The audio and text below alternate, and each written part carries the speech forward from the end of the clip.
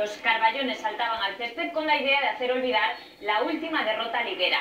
La primera ocasión del partido la tuvo Aitor Sanz con este disparo.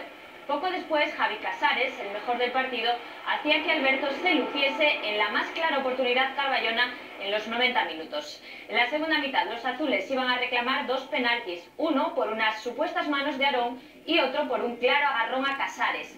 Antes del final, Manu Busto iba a tener la oportunidad de batir la meta canaria, pero el cántabro no estuvo afortunado.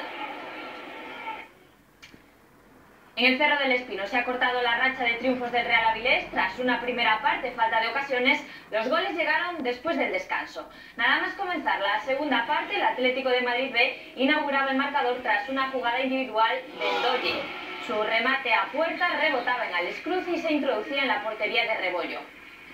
4 minutos después, el Avilés igualaba la contienda. Jugada por banda de Ito, que envía el balón a Miguel, quien desde el suelo logra empatar el partido. En el minuto 75, a la contra, el filial colchonero volvía a ponerse por delante. Oliver, picando el balón por encima de Rebollo, hacía el 2-1.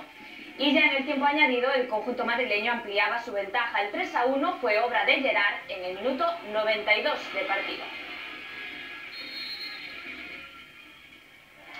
Quien se ha ganado hoy es el Sporting B. Los hombres de Abelardo se impusieron por 2-0 al filial del Rayo Vallecano. Sería en el minuto 7 cuando Adama aprovecha un fallo de Guerrero ante el guardameta para adelantar a los rojiblancos. Con el 1-0 se llegaba al descanso. Nada más empezar la segunda mitad, de nuevo Adama anotaría el segundo y definitivo tanto tras un pase de Alex Serrano. El filial sportinguista lograba así su primera victoria en mareo, la segunda de la temporada, y suma ya 8 puntos.